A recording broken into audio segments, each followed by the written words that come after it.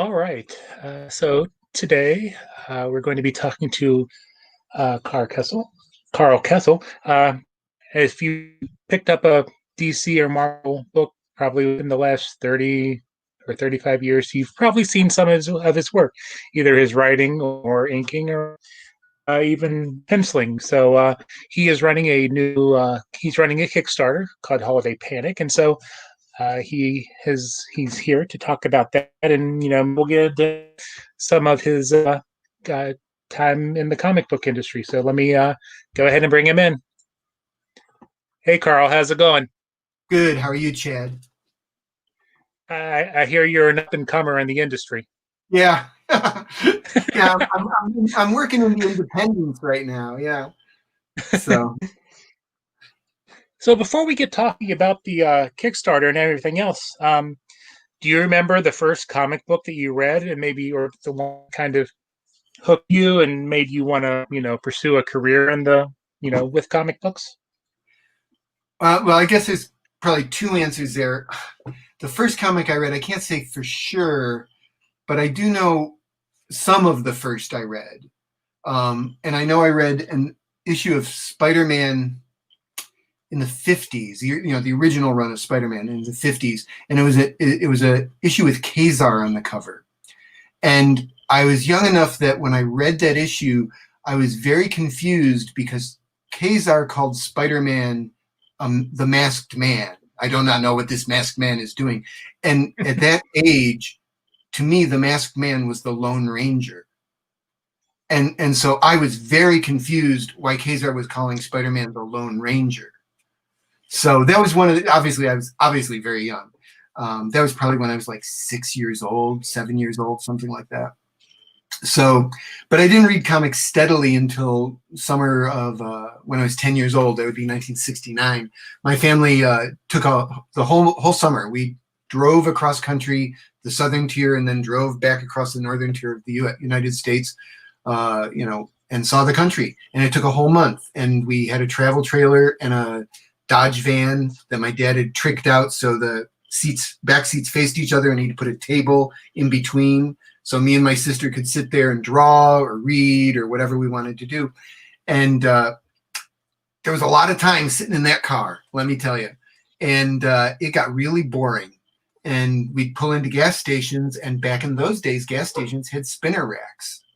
And I'd go in with a few quarters my dad might give me, and I'd grab a couple of comics.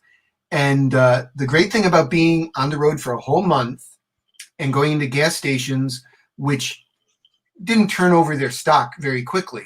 And so I ended up getting 3 or maybe 4 issues of a comic in a row during the course of that month. So I started realizing these stories were connected and they built on each other, and that the Marvel universe connected with each other. And that's the summer I fell in love with comics.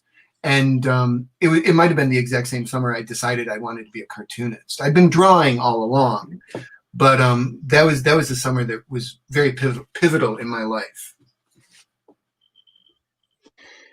And so, how did you go about pursuing your, breaking into the industry? And what was the first thing that your first published work? Well, to break into the industry, I decided to go to the Joe Kubert School of Cartoon Art in Dover, New Jersey. And I went there in the fall of '77 after I graduated high school. And I would have been in the second graduating class. There was one class ahead of me, the class that had like Steve Bissette in it, Tom Yates, those people. And my class had Jan Duursema, Tom Mandrake, Ron Randall, Dave Dorman, a bunch of John Tottleben, a bunch of extremely talented people.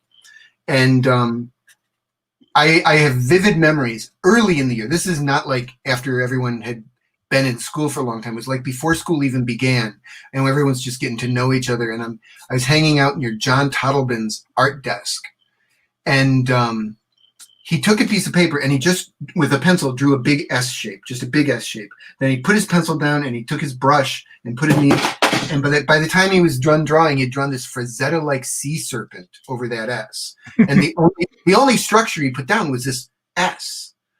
And it was I'm not sure that was the only reason, but that was a big reason I decided I did not have what I did not have what it takes to be a cartoonist. I was really outclassed by so many of the people in this Mhm.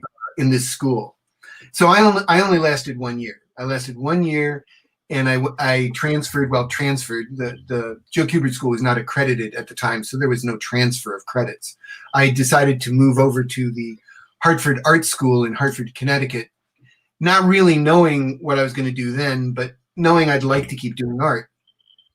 And the thing is, you know, I'm there and I'm studying photography and I'm studying printmaking and figure drawing and things like that, and commercial art. And I just keep going back to the comics. You know, this is when John Byrne and Terry Austin and Chris Claremont were doing X-Men. It was very exciting. I still remember picking up that Wolverine Fights Alone issue. And I was just going, this is really what I want to do. And I became very determined that I had to be good enough at that point to get in. I mean, when I went to the Kubert School, I was probably pretty full of myself. And then I saw, I don't have this. I'm not working at this level. And so at the Hartford Art School, I decided I needed to work at that level because this is really what I wanted to do. And a roommate of mine at the time in Hartford mentioned, really just in passing, he just mentioned in passing, he goes, I really like your ink line. And I thought, that's my way in. That will be my way into the industry. And another friend of mine, after we got out of college, he went down to NYU to go to their film school, and he needed a roommate. So I moved down with like $200 in my pocket, and no job. And I was not going to school. I was down there to break into the industry, and I got a job in a small typesetting shop on 23rd Street in New York City. And I would go there and, you know, during the day, 5 days a week, earn the money I would needed to pay my bills. And I'd go home at night and I'd ink samples, and drop them off. The great thing about it was I was working about, 7 blocks away from the Marvel offices, and really just not much farther away from DC. You know, they were another 20, 30 blocks uptown. Mm-hmm. So I mean, I could actually walk and drop off samples. And at this time, I didn't know anybody. So I drop off samples with the receptionist. And, they were always very nice. They always took it. And I got a chance to draw or to ink some samples, Indiana Jones samples over Carrie Gamble for the Marvel Age comic fan magazine that Marvel was putting out at the time. And so I got to ink those, and they published them, and Joe Rubenstein gave me a little critique of what I was doing right, what I was doing wrong. So that was my very first published work, and they actually did pay me for it. I think it was like $25 or something. It was my first paid work for a comic company. And Joe said in his critique of my work that he thought I was very close to being of a professional level, and he predicted that within 6 months I would be working in the industry. And he was right. Within 6 months, I got a call from DC Comics, and Sal Amendola was running the New Talent Showcase there, looking for new talent. And he had seen the samples I dropped off, gave me a call, and I came in, and he gave me a 6-8 page story for New Talent Showcase, which I inked over Stan Walk, and it was a little story called Bobcat. And that was the start of my long relationship with DC Comics. I mean, the work on New Talent Showcase landed me a gig inking Tales of the Legion of Superheroes, and then that led into, Legends and Superman and Suicide Squad, and some really great assignments that I was really thrilled to be part of. And how did you make the transition? Well, not really transition, but how did you get into the writing portion of comics? If since you started as an inker. Yeah, I mean, I guess I always knew I wanted to be more than just an inker, and quite honestly, to this day, the blank page art-wise still really kind of scares me to death. I look at a blank page and it takes me a very long time to figure out what to do with it. So I kind of figured my next step was not going to be penciling. It just simply was not going to be penciling. I couldn't work fast enough to meet deadlines and to pay my bills. But I thought I could maybe do writing, and I had a lot of ideas. And from the very beginning, I was always, dropping ideas on people. I know when I was on Tales of the Legion of Superheroes, I was at first inking Terry Shoemaker, who was an amazing artist. He was so great. But after 6 issues, he wanted to move on. I had committed to a 12-issue run on Tales of the Legion. And so after 6 issues, he wanted to move on. And I really liked working with Terry. And I really knew, and I knew Terry really liked cars. And so I sat down and I said, I'm going to come up with a pitch for a series about a kid with a car, a guy with a car. And I didn't even know what that would be. But I wanted to do something that Terry would want to draw so I could like write and ink it and he could pencil it. And I did submit it to Aaron Berger, and it did not go anywhere. It didn't go anywhere. And I ended up staying on Legion of Superheroes, inking this new guy named Dan Jurgens, who came on the book. Small guy. So yeah. Once again, what happened to him? No one knows. No one knows what happened. But anyways, so I'm just trying to say from the very beginning, I kind of was knocking on the writing door, and when I was, a few months down the road there, I started inking Legends over John Byrne, which opened the door for me to ink Superman over John Byrne.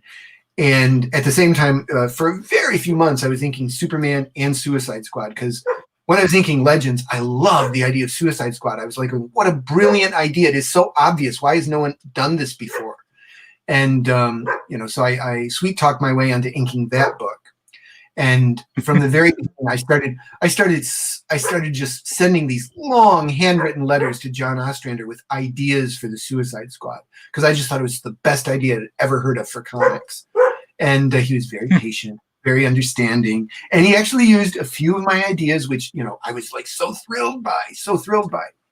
And I would do similar things with John Byrne, except I wouldn't write him letters. I don't think I knew his address, but I did know his phone number.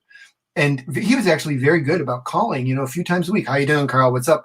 And so I had to go, yeah, I'm and I was thinking, I'm inking these pages with Turpin, and I was thinking, like, what if Turpin was like Brooklyn from the Boy Commandos, all grown up? And in the 80s, the timeline kind of fit back then, And so that was an idea John graciously picked up that I threw at him. But he called me Karl the Kibitzer Kesel. That's what he called me. That was my nickname. But anyway, so that was just kind of going on. And, when I was inking the history of the DC Universe, there was a double-page spread about the Crisis, and George Perez had drawn, a little sidebar of all of the characters who had died in the Crisis. And I was inking the Dove character, and I was thinking to myself, I always really like Talking Dove. I really like the idea. I like the idea that they say their names and it changes them into their costume. And I said, but Dove, he was always really kind of a wasted character. He was always just useless on the page. And I started thinking, Dove, that outfit, that blue outfit, that would look much better on a woman. Much better on a woman. And so my wife at the time, Barbara Randall Kesel, and I mentioned that to her, and she was going, that's a great idea. And we worked up a pitch together. I mean, I had this idea for a female Dove, but I didn't really know where it went. And Barbara came up with this idea that maybe Hawk and Dove somehow represented DC's order and chaos. And then I said, and it's like a Romeo and Juliet sort of thing. And we got, we were just sparking off each other. It was a very exciting time. And so we submitted a proposal, and it got picked up. Mike Carlin edited it, and after that, Barbara and I co-wrote the Hawk and Dove series, and little by little, I got some chances to do some little solo gigs here and there, and that's how it works. It's a game of inches. The door doesn't get thrown wide open, but every time it gets cracked open a little farther, you just kind of put your foot in a little farther. So let's kind of shift for a little bit and kind of talk about the Kickstarter and kind of your creator-owned work, which is the Kickstarter. I am wearing my Christmas themed shirt. Oh, I see that. Very good. Krampus, I saw Krampus something. Oh, a beer, it's right? Yeah. Is that a real beer? Yep. Oh, okay. No, Is it a it's one of those shirts like from the shirt places on the internet. okay? Yeah, yeah. And being a big geek, then I had to get it. Yeah. No, I understand. Sure. I mean, Christmas. I love Christmas too. I love beer too, and so So, yeah, tell me, let's kind of talk about the Kickstarter, Holiday Panic. yeah. Kind of where did the idea come from? What is it about? And we'll go from there. Well, I mean, what it is I didn't really intend to, but over the years, it turns out I've done quite a few Christmas stories with my creator-owned characters. And I guess that means I really like Christmas stories. I didn't realize that. Although I have to say, I do enjoy Christmas stories because, generally speaking, they're stories of hope, and I enjoy producing stories about hope. In fact, I know one of the very first stories that I did that is a Christmas story that's in this book is with a creator-owned character that I have called Johnny Zombie, and Johnny Zombie has not appeared much in print. But he actually came into being because one day I said to myself, is it possible to do a hopeful zombie story? Because the zombie universe by nature is pessimistic. It's all about you being overwhelmed and never being able to win. That's really what the nature of every zombie movie is. And then I came up with this idea for Johnny Zombie, who is, and I don't think this is giving anything away. He's the Paul Bunyan. There he is. He's the Paul Bunyan of the zombie universe, meaning everyone's heard stories about Johnny Zombie, but no one has really ever met him. Or if they've met him, maybe they dreamed it. They're not really sure. But, the legend is he's immune to zombie bites. The legend is, that he's got this big blue baseball bat that he uses as a weapon that he calls Babe. And on his other hand is a glove that's called Jawbreaker, a metal glove that's called Jawbreaker, and he's like this really kick-ass zombie fighter. And some people think he's got he's created a safe zone on the Baja Peninsula for humans, and this is the sort of story that in the zombie apocalypse people tell around the campfires. They tell Johnny Zombie stories, and they're always stories of hope. They're stories that keep humanity going. And it almost doesn't matter if he exists or not. It only matters if you think he exists in many ways. And anyway, so that led to the creation of Johnny Zombie and this first Johnny Zombie story, which is a Christmas story. It's about a guy and his son, and the guy realizes it's Christmas Eve, and damn it, these zombies aren't going to get in the way of him getting a present for his son, except they do get in his way. They do get in his way. But there's Johnny Zombie to save the day. Anyways, so and I did that with David Hahn, at least 10 years ago and probably more. And they just seem to steamroll from then. I wanted a few years ago for the Section Zero backers. Section Zero is a book that's kind of like a superhero X-Files. And we were between books, Tom and I, we finished our first graphic novel. We were working on our second, and I wanted the fans to have something. And I thought, let's do a Section Zero Christmas story. And I was pretty happy with what we came up with. I think Tom did a great job. And so, it just kind of steamrolls like that. At the same time, just below it is Impossible Jones, a character that I've done, that right now the book is being printed. It's going to be shipped next month to backers. And it's Impossible Jones is a thief who gains powers and is mistaken for a superhero and decides not to correct anybody. If that's what they want to think, that's fine.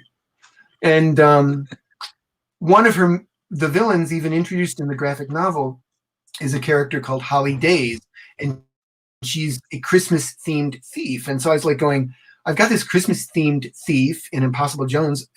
I should do a Christmas story with her, And so we did. And, and so you see, it's just kind of, I don't know, maybe it's just bad habit. Maybe that's all it is. I just this is my habit now. Fall back on Christmas stories. And actually, I see down below, the next one is Sam Hell. And he is a guy I came up with a few years ago, and I decided at that point I was thinking of doing a Christmas book. I said, I've got enough stories now. I think I could actually put out a Christmas book. And I wanted to get Sam Hell in print to lay claim on him, lay a legal claim on the idea.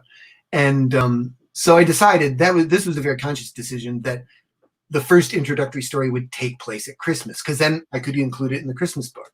And I would not say it is a Christmas story. It's as much a Christmas story as Die Hard is a Christmas movie.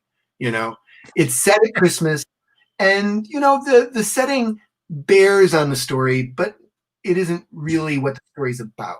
And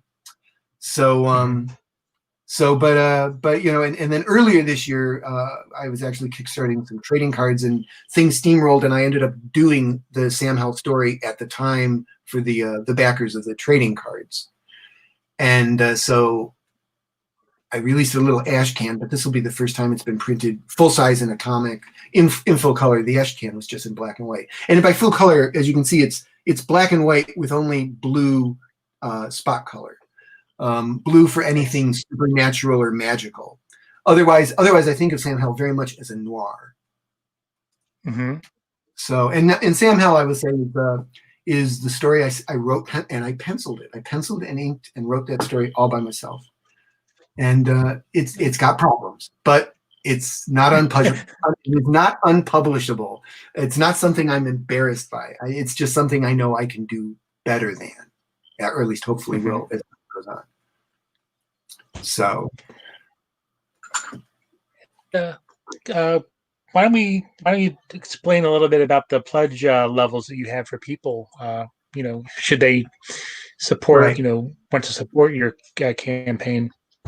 Yeah, well, thanks. I mean, if they would love to, obviously, as you can see as you're scrolling down, I'm glad you're doing that, because I couldn't remember these off the top of my head. But there's a PDF if you just want the digital version. It's $5. It's a 64-page book, and 52 pages of that is story. And then I will be filling it out with, obviously they're like a contents page and some sketches of the characters, and also a collection of some of the Christmas cards I produced myself over the years and sent out. And as you can see here, where it says Panic PDF, and you've looked down, it says Sam Hell Holiday Card right there, PDF. Everyone that gets the book also gets a Sam Hell Holiday Card. The PDF gets a PDF version, but if you get the physical book, you will get a physical copy of the Christmas card that I will sign on the inside, just like you do any Christmas card. You sign it on the inside. And he seemed very appropriate because, as I say, it's been a hell of a year. So who better to ring it out? Who better to ring it out than Sam Hell? So, but anyways, see here, Holiday Panic. There's your book, $20, and you get the book, and you get the Sam Hell holiday card. And really, it's a very streamlined campaign. There's a few pledge levels above that, but they were limited and they're gone. On the cover to the book, I'm going to have the heroes of all the stories, back to back, surrounded by zombies, Christmas zombies. And so I have. Oh, I forgot about this. I forgot that they're alternate covers. I'll finish the zombie story first. So on the cover, I had places where people could be. I knew I could put in 3 likenesses on 3 of the different zombies. So there's going to be 3 zombie elves, and people pledged so they could be the zombie elves. And there will be 1 zombie Santa, and someone pledged to be zombie Santa. And the rest of them will be like zombie Christmas shoppers. So, but anyways, those levels are gone. But I forgot, because that's who I am, that there are alternate covers, and that's what we were going on. There's a alternate cover by David Hahn featuring Impossible Jones, and there's an alternate cover by Tom Grummett featuring one of the Section Zero characters named Sargasso. If you go down, there's the Christmas card, or the holiday card. Oh, there's the Sargasso piece. That's Tom's. And I just before we started talking, got the coloring back from Bill Crabtree for this. It's very, very gorgeous. So, that's the cover for the Tom Grummett alternate, and there's David Hahn's alternate cover for the Impossible Jones edition. So if anyone wants to, they can get those, and or all 3. And here there is the now Kickstarter is just dabbling with the idea of add-ons, and so one of the add-ons you can get here is you pledge, you get the book, you get the normal stuff, but you can also decide to get a set of 6 Sam Hell cards if you want to send them to your friends. And Nice. so those I do not sign on the inside. That's up to you. You sign your own name on the inside of there. But there's Sam Hell, ringing out the year, which I think we all need that to happen sooner rather than later. Definitely. But so sorry, I had that. No, that's fine. Never mind that. So, kind of moving back to your career, and tying it into the Kickstarter, you worked a lot with Tom Grummett. Yeah, I've been very fortunate. You did a couple things with him. Yeah, one or two hundred things. No, I don't think we've done 200, but we've done a lot of stuff together, and it's always been a pleasure. Tom is a great guy and a great artist, and we seem to have very similar tastes as far as what we like to see in comics. So we generally agree on, this is what we want to do. This is a good idea. Tom, probably more than anyone I've really worked with, what he puts on the page is kind of what I've been seeing in my head. And usually, quite honestly, it's better than what I saw in my head. I know when we were doing the Section 0 graphic novel, that last chapter, it could have been 40 pages long, but I squeezed it down to like 31 pages, the last chapter. There was a lot of loose ends to tie up. And Tom had some very crowded pages, very crowded. And there are a lot of artists. There are a lot of artists that would have skimped and taken shortcuts, or those pages would have just looked lousy. And every single one of those pages was outstanding. And you did not realize how crowded the pages were, because Tom, he just knows what he's doing. And he knows how to tell a story clearly and dynamically. And working with him is always a joy, always. And you worked with him on Superboy, is that correct? I've never heard of Superboy. I don't know. No, yes. I've never heard of Superboy? Never heard of him. Never heard of him. Super Who? Yeah, obviously that was one of those happy accidents when I got asked to start writing Adventures of Superman. Tom was part of the deal, and we got thrown in together and hit it off instantly. And obviously, our first issue of Adventures of Superman introduces Superboy, and all of a sudden that spins off. It happened very quickly, and but Tom and I, luckily, we clicked very quickly. I'm very proud of our run on Superboy. I think there's a lot of real fun stuff in there that I think I'd like to think holds up. I'd like to think it holds up. We'll see. Mm-hmm. Maybe some of the slang won't. Some of the slang probably won't. So one of my favorite things that you wrote, and I think it's kind of maybe underappreciated, is the final night event. Yeah. Well, thank you. I think kind of what kind of makes it, I don't want to say forgettable, but that was during a period where every summer you had another event line wide. Right. And but how was it? Because as people may know, that's when Hal Jordan, kind of came back and sacrificed himself. Did you have to coordinate with Ron Mars? Oh, we did we did coordinate a bit with Ron Mars, and Ron did a Paradox special, I believe, that tied into all of it. But I mean, the idea for Final Night was actually, I was working with Stuart Immonen at the time on Adventures of Superman, and we were getting ready for Superman Summit, and we're talking on the phone, and we're saying, well, what sort of ideas can we bring to the table this time? And Stuart is the one that said, well, what if the sun went out? So, that would affect Superman's powers, because Superman's powers are solar based. And I said, Stuart, if the sun went out, it would affect a lot more than Superman. And all of a sudden, I'm like, oh, this is like a big story. This is like a great, an idea for a one of those company-wide crossovers that DC, as you said, was very keen on at the time. And so we got the green light to do it. And I honestly cannot remember how the idea of bringing in Hal Jordan happened, but I knew once the idea, either I don't know if I came up with it or Stewart or even Carlin. Mike Carlin might have come up with it. I really have no idea how Hal Jordan was put on the table, but I knew as soon as he was put on the table that he had to be in it, because I knew, as a fan of Hal Jordan myself, I wasn't really happy with what had happened to him, and I wanted him to go out on a high note. I wanted him to have I wanted to redeem him to a certain degree and have him be the Hal Jordan I remembered. And so that, and luckily DC was all for that. And I don't believe Ron Mars kicked much about it. I mean, in the end, we all know that we're just caretakers for these characters, and what we think should be done with them or what we don't think should be done with them is not always up to us. I mean, we've been asked to work on these characters because there are people up there that believe our sensibilities work with these characters, work with what the company wants to do. But there have been times when I've said I want to do X, Y, or Z, and they go, nah, I don't think we're going to do that, Karl. And you have to accept that. I mean, I was not a big fan of killing off Hawk to make him Monarch back in the day, but that didn't really carry a lot of water with them. So.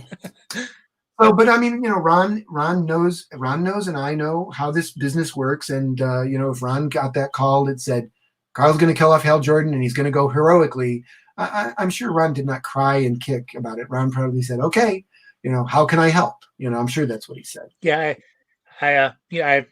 Ron is local, and I've come to know him well over the years. And so when Green Lantern was celebrating the 80th anniversary this year, then we did an interview about that. So I just kind of curious as to your take on the situation as to what he his part was. Yeah, well, that's what I remember of it. I mean, I really at that point did not know Ron well at all. I got to know Ron a little bit when he was working at CrossGen in Florida, because I was living down there at the same time. But I think Ron is a great guy. I think I've never had any problems with him. I enjoy his writing. So you're lucky to have him in your area. I also enjoyed your Harley Quinn series. How was that getting to work with that character? Oh, it was a joy. I mean, I have to say I love cartooning. I love being in comics. I really cannot think. I can think of maybe one assignment that I was not happy that really I had to grit my teeth to get through. But generally speaking, everything I've done on some level I've taken a lot of joy in. It's been a very, very rewarding career. And so the same was with Harley. I mean, my only exposure with Harley to that point had been through the Mad Love comic that Bruce Timm and Paul Dini did together. I to this day have never seen any of the Batman Adventures animated shows she did. I've never seen any of the Batman Adventures animated shows. And but I remember reading Mad Love going, and I thought, and I still think it was probably the best comic that came out that year. It was such a great comic. And Harley was such a vibrant character, and I was visiting DC one time, and I really, to this day, I just say it was me being in the right place at the right time. And I walked by Matt Idelson's office, and he goes, "Karl, come on in here." And then he goes, "We're going to give Harley Quinn her own monthly book. You want to pitch for it?" And I said, "Yeah, I'd love to pitch for it." And so, I went back and I figured out what I might do with the series and how I would approach the character and how I would move her away from the Joker, because she would have to if she was going to exist on her own. And I even included a bunch of drawings in my proposal from Terry Dodson, because I thought Terry's the guy to draw this. And I talked to Terry and I said, "I got no control over this, but we can try to front load this so that maybe you would be their first choice." And Terry had already been sketching Harley in his sketchbook. He was so enamored of the character. So we just took those sketches and dropped them into the pitch, you know. And you know, I know the first line of my pitch was, you know, something like, there is absolutely nothing to fix with this character. Paul Dini and Bruce Timm's character is perfect as is. We just want to do right by her. You know, that's more or less what I said. Mm-hmm. And I know my tagline for the pitch was that it was Harley Quinn, a love comic about love gone horribly, horribly wrong. And that was my approach to the character. You know, I mean, so and I loved working on the character. She's, you know, I understand why she's taken the world by storm, because she's just such a vibrant, lively, engaging character. And it's very interesting. She's one of the few characters that no matter what situation you drop her in, she's instantly at ease. You know, she's never like, whoa, supernatural stuff, I don't know what to do here. It's like she goes, magic, okay, you know. You know, she's just so accepting of whatever's around her, and I really kind of think that's because she's very self-centered, so she doesn't really, you know, the world she thinks has to bend to her, you know what I mean? And but you can put her in outer space, you can put her in comedies, you can put her in noirs, you can put her in supernatural settings. I mean, and she works in every one of those settings. It's amazing. You know, you can't say the same about Batman and Superman. You got to kind of work. Superman can't, you know, well, he has done comedy, but people don't like that. So, Right. you know what I mean? Or if they do like it, there's a lot of people who still don't. Anyways, but Harley is this very, very flexible, vibrant character, and I think that's part of her appeal. You know, and I do think another thing that this is kind of getting off subject, but I think when they moved Harley out of the Harley Quinn outfit, and I like that outfit a lot. I think, you know, I'm always classic Harley, but that opened a floodgate where you know, this is why you see Harley when there were comic conventions, why you see 1 million women dressed like Harley, because all you need are the 2-colored pigtails and a red, black, white outfit with a few diamonds on it, and you're Harley Quinn. It is so easy to cosplay her now. And I think that also just, you know, made the character very accessible to a lot of people. And I think that was a brilliant move on DC's part, whether they intended to or not. So are there any characters? I'm sorry if I'm just kind of focusing on your DC stuff because I am more of a DC person. But are there any DC characters that you really having to work with that you would really enjoy taking a shot at, or have a, you know, think you have a good story for? Well, I mean, there's always characters. I mean, I luckily, you know, working for DC off and on for like, you know, 30 years or more, I at least have gotten to play around with almost every character. I'm a huge fan of the Challengers of the Unknown, and I have gotten to write little stories with them here and there, mostly as guest stars once in Adventures of Superman, for a few issues in Superboy. Yeah, and so I, you know, if I got a call to work on Challengers of the Unknown, I'd probably jump at that. But on the other hand, I also am doing a creator-owned book with Tom Grummett, part of the Section Zero universe, which is, you know, the first Section Zero team set in 1959, and they're very Challengers of the Unknown, like, coincidentally enough, very coincidental. Yeah. But I mean, the idea of 4 people with no powers who go up against these overwhelming odds and find a way to win through determination, skill, and maybe a little bit of luck. I really am attracted to that idea. And so the Challengers I've played with them. I would play with them more if I could. Creeper is a character that I think is a really great DC character, that he appeared in 2 issues of Hawk and Dove, had a great time. What a fun character. But, you know, so I've dabbled with some of these characters. I wouldn't mind, quite honestly, doing more Hawk and Dove. I think, once again, those are characters with a lot of potential.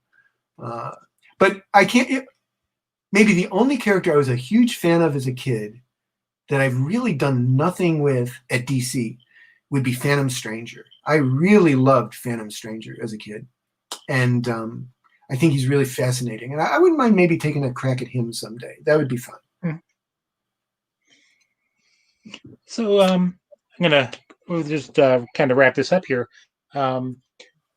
Are you currently reading anything that you would recommend? I mean, it can be comics, it can be novels or anything like that. Well, yeah, recommended. Well, mostly I'm Besides reading. your stuff. What? Besides your stuff.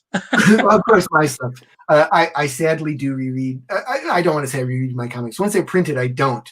But when they're like in script form or I'm dialoguing, I will read a page over and over and over and over again to make sure I got the beats right and stuff. But that's different. I will say lately, I've been reading a lot of Kickstarter comics because I'm supporting that community.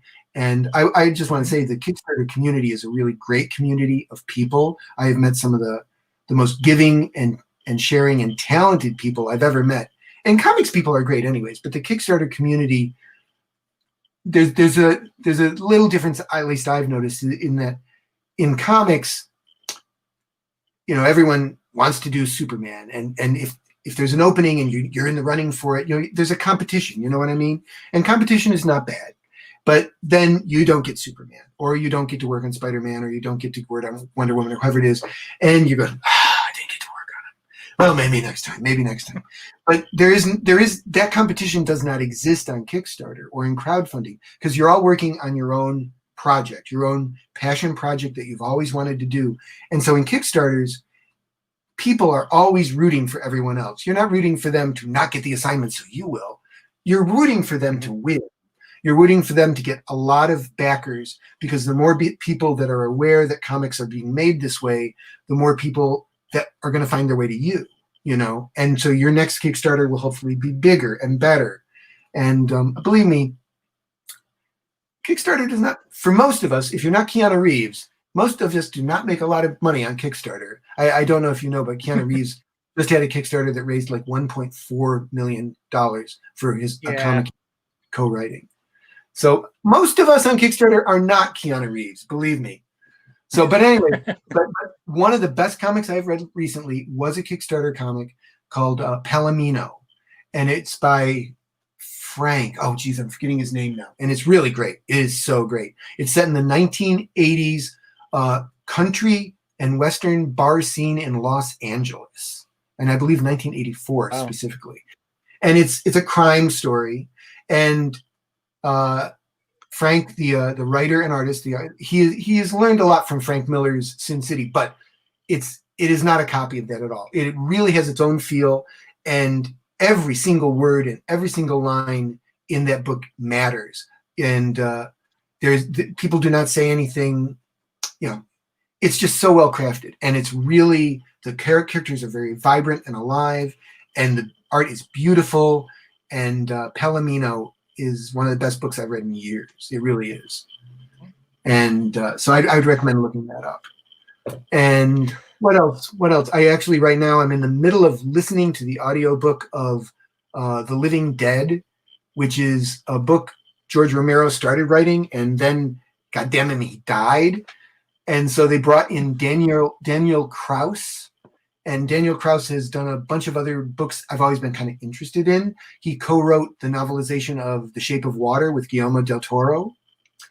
And he's written some noirs and some other things like that. But anyways, for various reasons, I discovered this novel, The Living Dead.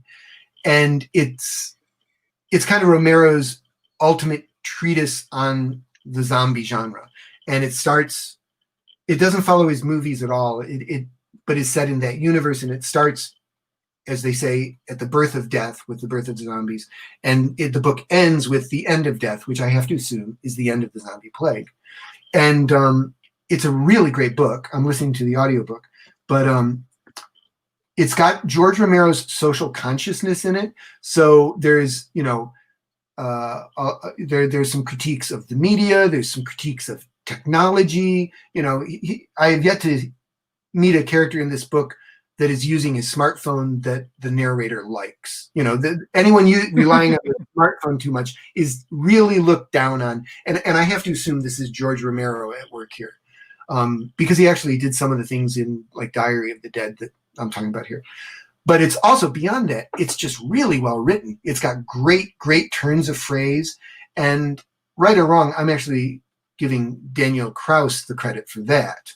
I think the social consciousness and awareness is Romero, and the really deft turns of phrase in ways that I don't expect, and that are really vibrant and really descriptive and really fresh. It's not like I've heard this description of, you know, an aircraft carrier a million times before. I'm really going, wow, in like 3 or 4 words, I know exactly what he's talking about. I think it's extremely well written, and I'm not done with it. I don't know how it ends yet, but I'm really enthralled with that book right now.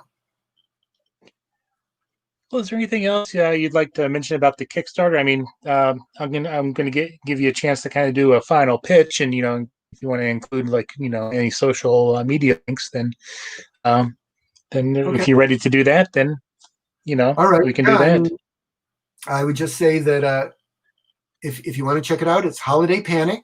It is 64 pages of Yuletide tales of terror and tenderness, or if you want to say holiday stories with humor, heart, and horror. I couldn't decide which one was better. And it features the Christmas and Christmas-related stories that I've done over the years with myself, with Tom Grummett, and David Hahn. And so it's a really talented pack of people. I would like to think at least Tom and David are talented. And it's easy to find because all you have to do is go to panickickstarter.com. It takes you right to the Kickstarter page. And we're only aiming for 10,000. We've got, at this point, we're a little over, we've got about 1,700 still to go. And we got a couple more weeks to go. Due to a snafu, which I am sure is not my fault, but I am ending my campaign on the election day, which is a really bad day to end a campaign on. And that was not my intention. And so I'm actually really, for all intents and purposes, this campaign is going to end the Monday, November, 2nd? Is the 3rd Tuesday? I mean, no one's going to pay attention to Kickstarters on Tuesday. And they're all going to be worried about who's going to be president. So for all intents and purposes, this Kickstarter ends the Monday before Election Day, the day before Election Day. And I would like to think, and I'm hoping and I'm hopeful that we will hit the $10,000 mark by then. And everyone, I've already lined up the printer. We have dates worked out. This book will be in your hands by Christmas. You'll be able to wrap it and put it under the tree for your wonderful nerd girlfriend or husband or son or daughter or dad, or put it in their stocking. My wife said that I should put together a little image of, print out a copy of the cover and like put it on a comic that I don't have any use for, and roll it up and put it in a stocking and take a picture of it and use it for one of my images. And I said, honey, you never roll up a comic, so. Anyway, but it would make a good stocking stuffer, figuratively speaking. So, but anyway, it's a book that I think has a lot of heart, and it does give, it is a book that generally is about hope and light. And I think after this year, I think that's the sort of stories we need, personally. It's the sort of stories I need. Yeah, definitely. Well, I want to thank you for taking the time to, talk about the Kickstarter, and wish you the best of luck. Your work is great, and I hope people will support this. And again, thanks for taking the time to chat. You and family, please stay healthy and safe. And if you ever have anything in the future, then you're more than welcome to come back and talk about it. Oh, don't say that. I'm going to start bothering you, Chad. I'll bother you if you say that. That's all right. Okay. No, I really appreciate. All right. Well, I appreciate you giving me some time here. I've really enjoyed talking with you. Well, again, I've enjoyed your work over the years, and this is an interview that I was really looking forward to. Yeah. Well, I've enjoyed every minute of it. Thank you. All right. Well, like I said, stay healthy and have a happy holiday. You too. Happy holiday, Chad. Happy holiday. All right. Thanks a lot.